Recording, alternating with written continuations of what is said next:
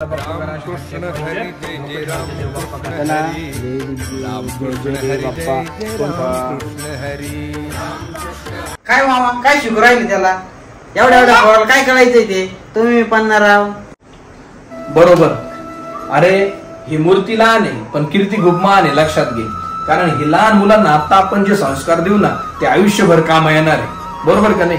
जसं म्हणतात ना पेरलं तसं उगवतं। आता आपण कसं पेरतो, आपण त्याला काय संस्कार देतो हे त्याला आपल्या आयुष्यभर ते आपल्यासाठी काम येणार आहे। त्याचं नंतरचं रिटर्न गिफ्ट आपल्याला मिळणार आहे। मुलांना जर आता संस्कार दिले नाही ना तर नंतरचं रिटर्न गिफ्ट खूप वाईट असणार आहे। आपण जर त्याला अध्यात्माचं नॉलेज आत्ता दिलं, आत्ता त्याला आपण संस्कार दिले तर तो वाईट मार्गाला जाणार नाही, तो त्याच्या आयुष्यामध्ये ठामपणे उभा राहील। आयुष्यात फक्त आईबापांनी कष्ट करायचे, मुलांसाठी आयुष्यभर कमवून ठेवायचं हे काही कामाचं नाही। त्याचबरोबर संस्कार देखील महत्वाचे। तर जर आपण पूर्ण कमवून ठेवलं ना त्याला बसून खायची सवय लागेल, आणि बसून खायची सवय लागली ना आपण कमावलेलं कधी ना कधी संपणार आहे। मग नंतर काय, अध्यात्माचा साठा आणि संस्कार ही पुंजी त्याच्याकडे आयुष्यभर राहील।